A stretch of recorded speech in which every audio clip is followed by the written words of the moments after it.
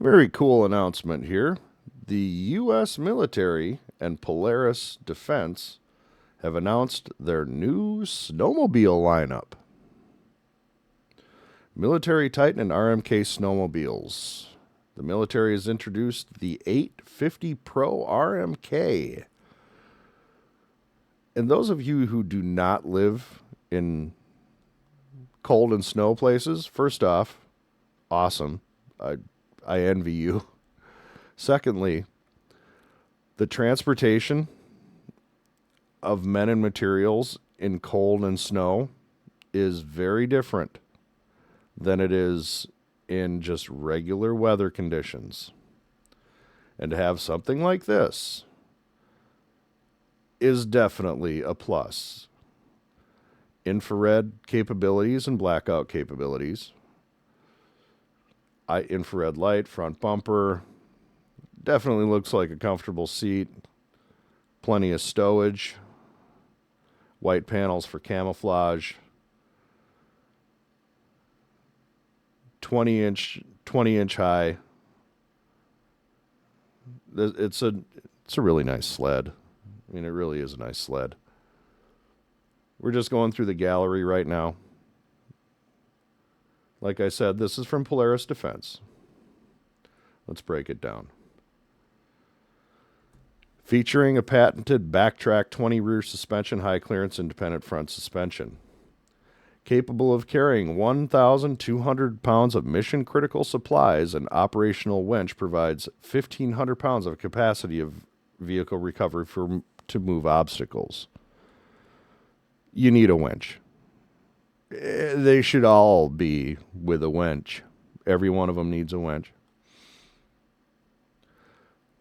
The military snowmobile lineup from Polaris also includes the 2026 Military 850 RMK 155, which is a nimble, lightweight snowmobile engineered for unmatched precision in technical terrain for patrol and reconnaissance. The extended track and tapered tunnel increase the snowmobile's performance in deep snow, while a full-length cooler provides better cooling and greater reliability in marginal snow conditions. High elevation clutch calibration provides optimal operation at increased altitudes for this model, while Walker Evans Racing Velocity shocks provide adjustability for varying rider and kit weight and size for greater control and precision handling. And this just kind of goes through some of the specific things that you saw. Power outlets, white body panels, infrared blackout mode, power boosting regulator, handlebar with mountain loop. And as we bring in countries like Finland to NATO, we've already, Finland, Sweden, these nations into NATO, just the training operations alone in those areas is going to require this vehicle. It just does. It requires a vehicle similar to this.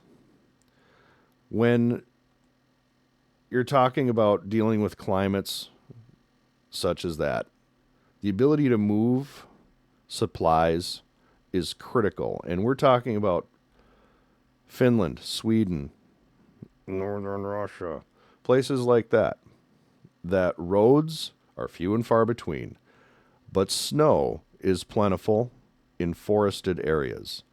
As somebody who's ridden a sled in a forested area, one, it's a lot of fun. And two, it really is the best means of transportation in those situations. A four-wheeler is effective, but not as fast. You're not going to be able to get to where you need to go.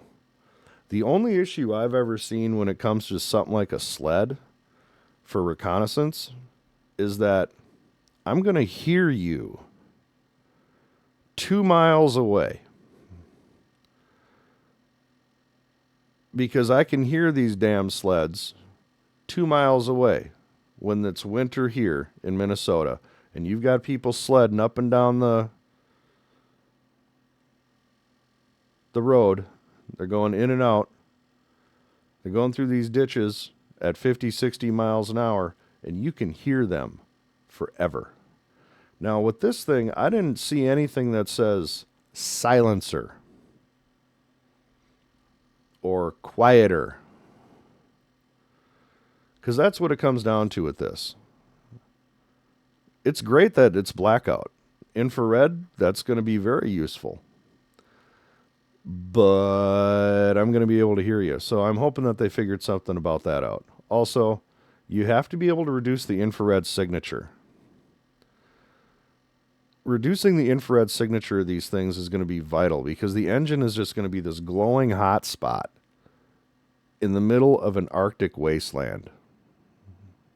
Might as well put a flare up or a beacon. I'm not saying that this in any way detracts from its importance because it doesn't. These are vital for our troops. But I'm wondering if there isn't a way that those things can't be incorporated. Some way to silence the exhaust, silence the motor, and to reduce the infrared signature of the vehicle itself. Because again, that engine's going to sit there like a glowing flare in the middle of a ice cold forest. But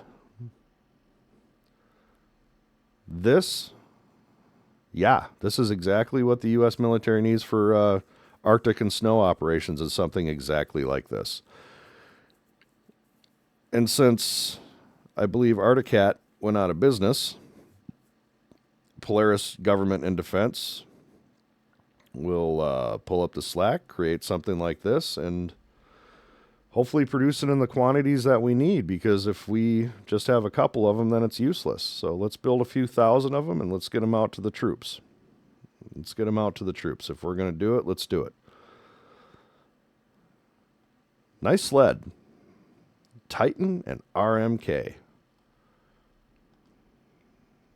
There's two different models here. Let me roll down here real quick. Maximum mission versatility is the Titan. Let me bring that up for you. Maximum mission versatility, and the Pro is next level off-trail performance. Either way, they look fun. Oh, and by the way, in case you're wondering, I did try to get a quote. They wouldn't give me a quote. I was kind of bent out of shape about that. They wouldn't give me a quote. It's because I'm not a government organization or something. But I sure would like to ride one. That'd be fun. But I just wanted to throw this out there. New sleds for the U.S. military. Don't have too much fun. Thank you guys. Appreciate it. If you liked it, hit the like, share it, subscribe hopefully, and we'll catch you next time.